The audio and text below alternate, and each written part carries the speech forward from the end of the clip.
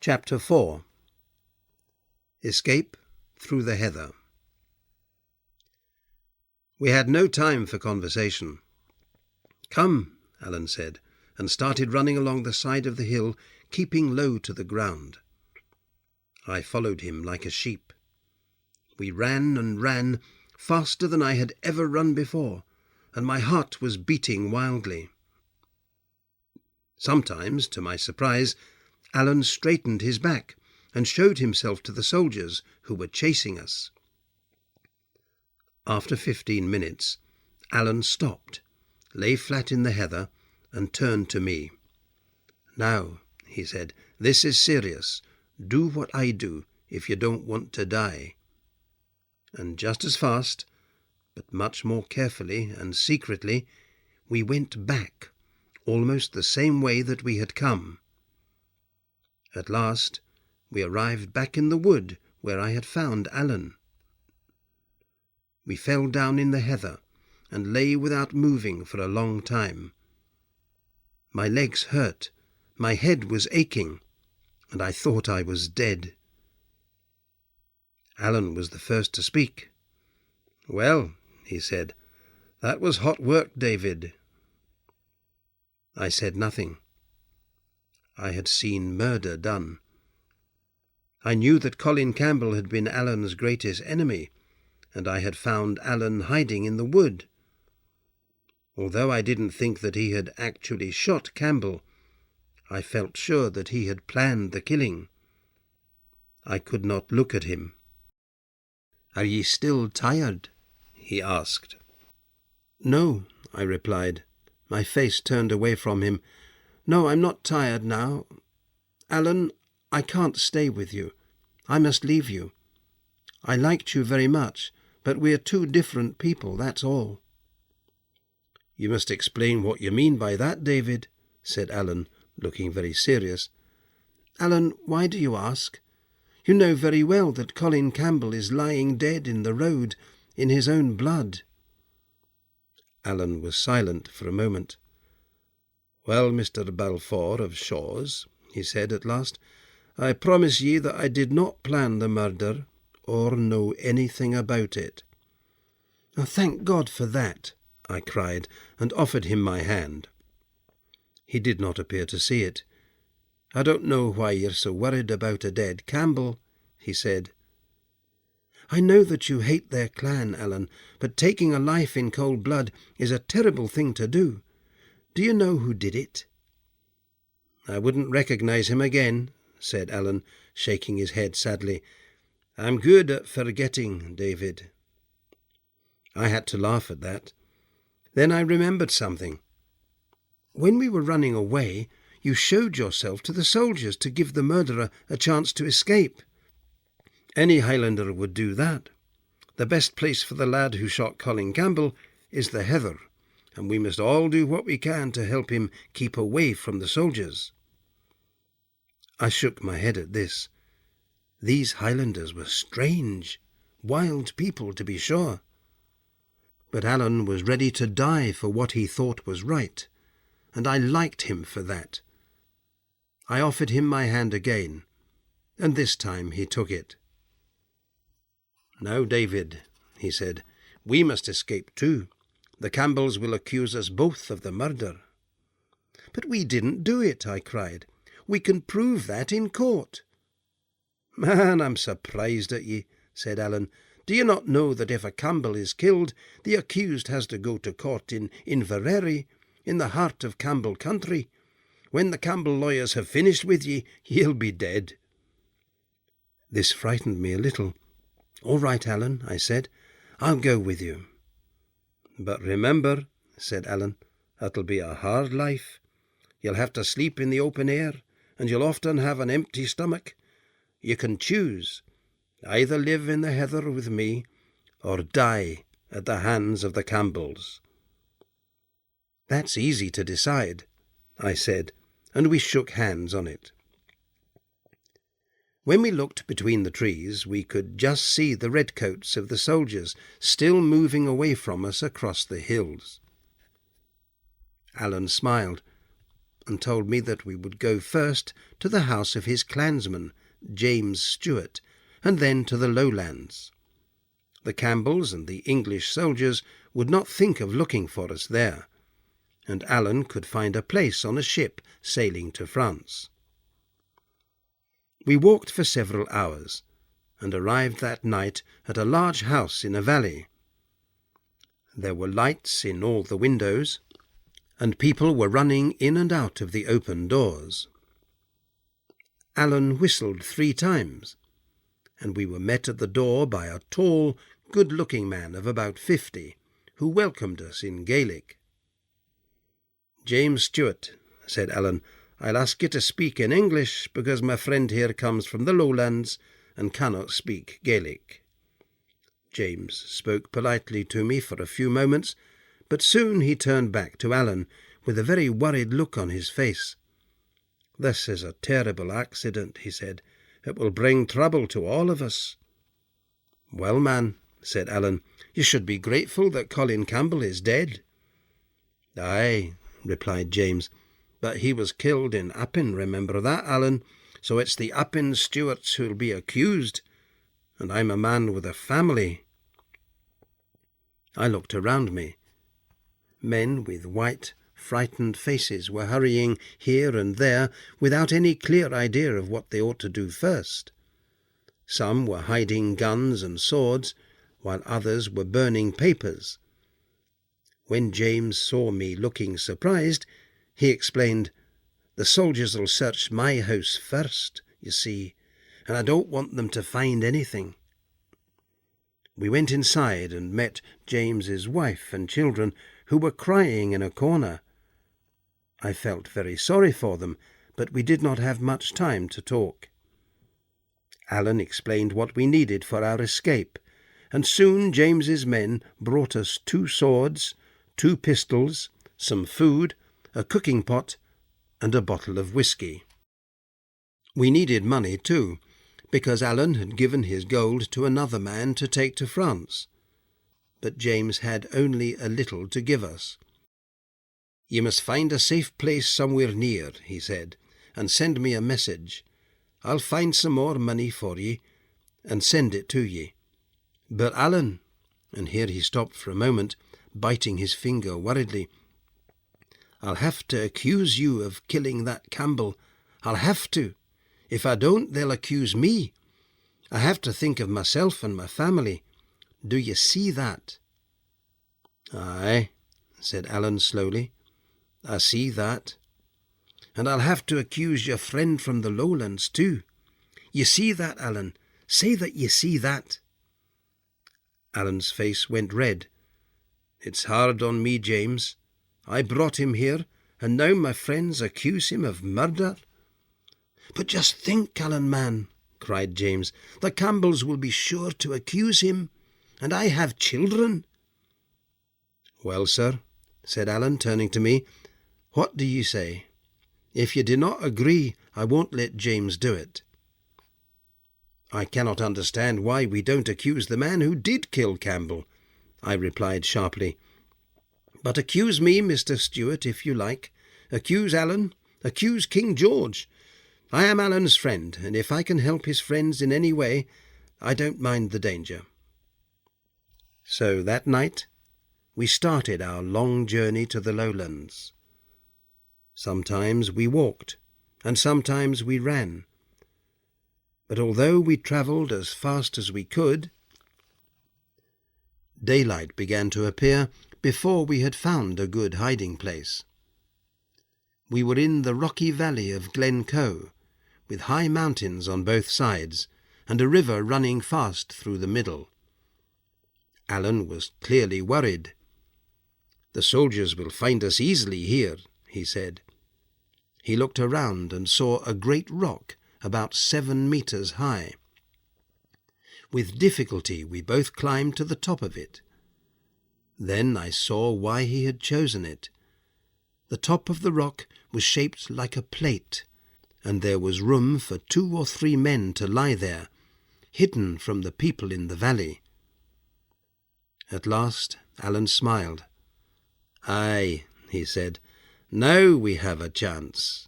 Ye can sleep for a while. I'll watch for soldiers."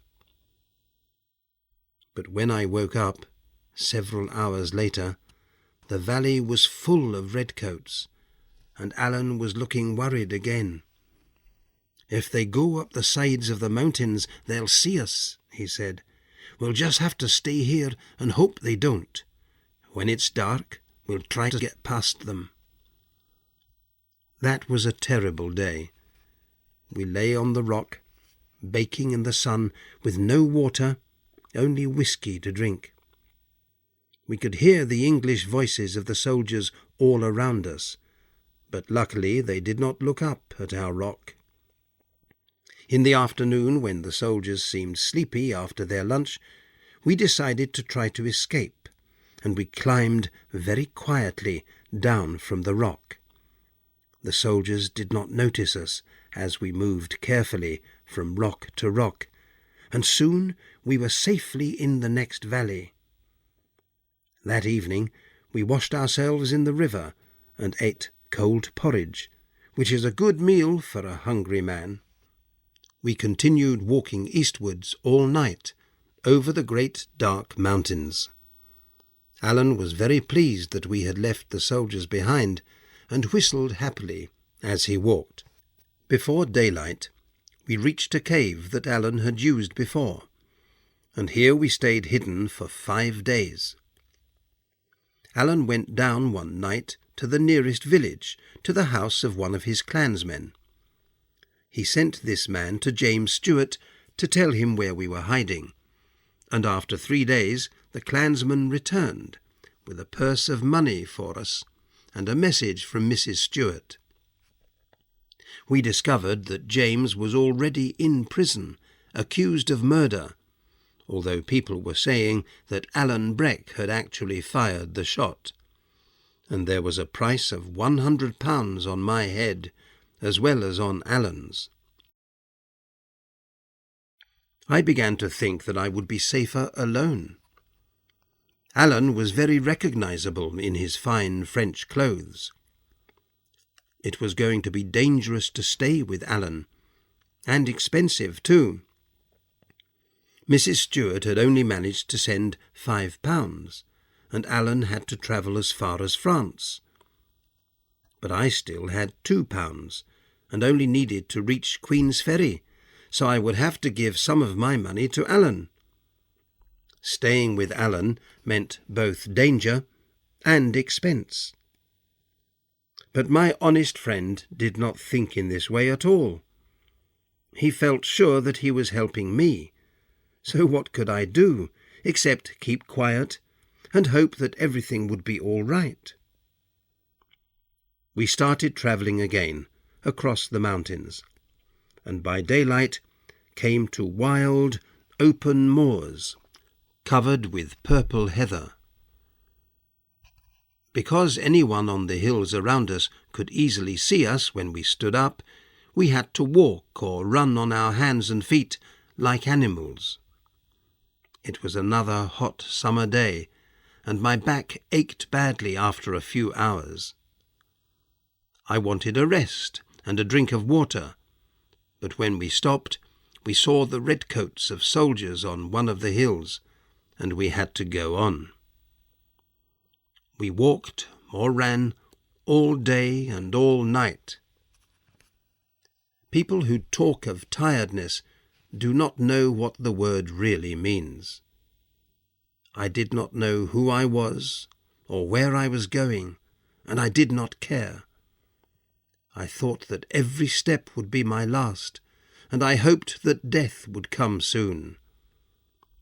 Alan drove me onwards, and I felt that I hated him, but I was too afraid of him to stop and rest.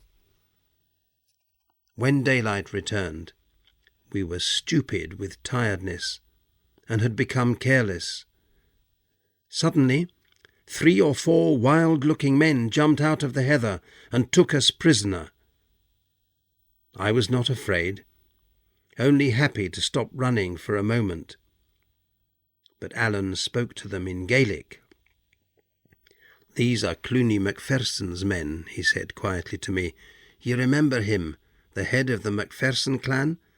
They fought well against the English in the 45.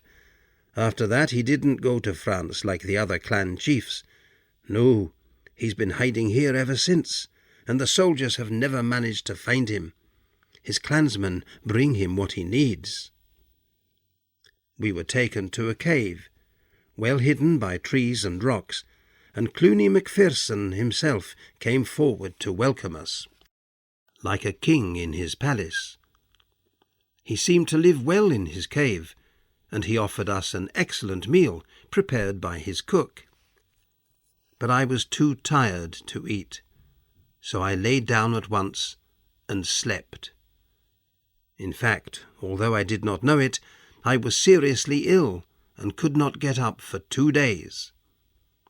I woke up once in a kind of fog to find Cluny and Alan playing cards, and a second time to hear Alan asking to borrow my money.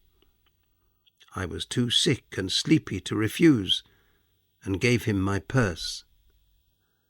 But when I woke up again on the 3rd day, I felt much better, although not very strong.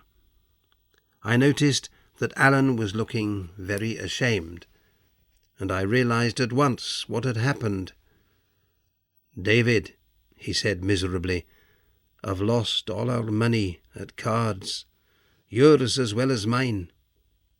No, ye haven't lost it," cried Cluny. "Of course I'll give your money back. It was just a game. I wouldn't keep your money. Here." And he pulled gold coins out of his pocket. I did not know if it was right to accept the money or not, but we needed it, so I thanked Cluny and put the coins in my purse. But I was very angry with Alan, and as we left Cluny's cave and continued our journey, I refused to speak to him. At first Alan tried hard to talk to me. He said that he was sorry and that he loved me like a brother. He was worried about my health and offered me a hand when we crossed a river or climbed a hill.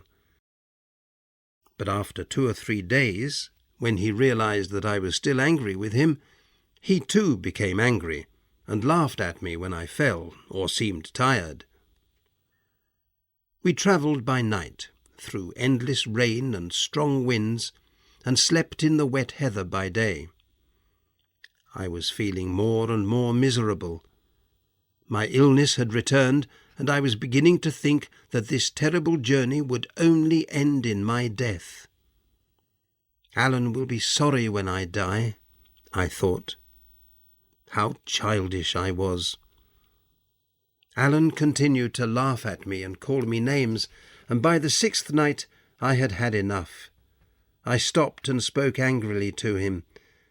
"Mr. Stewart," I said, "why do you laugh at me? I should laugh at you. You may have a king's name, but you're a loser. You spend your life running away. You're not brave enough to fight the Campbells and the English and win." Alan looked sharply at me. "David," he said, "there are things that you should never say, things that can never be forgotten." "If you don't like what I say, I'm ready to fight," I answered stupidly. I knew that I was not strong enough to hold a sword. "David," he cried, "are you crazy? I cannot fight ye. It would be murder." He pulled out his sword and looked at me. "No, I can't, he said, and he dropped his sword on the ground. When I saw how much he loved me, I was no longer angry, only sick and sorry. I remembered all his kindness to me, and how he had always helped me through difficult times. Now I had lost that friend forever. My illness seemed to get worse and worse, and I could only just stand. I wanted to say that I was sorry, but I knew it was too late for that. Suddenly, I realized that a cry for help was the only way of bringing Alan back to me. "Alan," I said, my voice shaking. "If you cannot help me, I must just die here." I did not need to pretend. He looked up quickly, surprised. "Can ye walk?" "Not without help. Alan, if I die, will you forget what I said? In my heart I've always been your friend. You know that." "Quiet," cried Alan. "Don't talk of dying. David, man, you know—" He could not go on, but put his arm around me. "Davy, I'm a bad friend to ye. I didn't remember that you're just a bairn. I couldn't see that you were dying on your feet." He was almost crying. "Hold on to me, Davy, and you'll be grand." He helped me down into the valley to the nearest house, which luckily belonged to a clan who were friendly to the Stuarts. There I lay for several days, unable to move. Alan refused to leave me, and took the greatest care of me. Little by little I got better, with his help, and before a month had passed, we went on our way again. This time we did not argue. We did not see any more soldiers, and our journey was easier now. We walked through the warm summer nights, ate our porridge, drank our whisky, and slept in the dry heather in the daytime. Now that we were in the lowlands, we were almost safe, and we both felt happy and hopeful. When we crossed the Forth River by boat from Limekilns, we were only 5 kilometres from Queen's Ferry, where Mr. Rankela lived.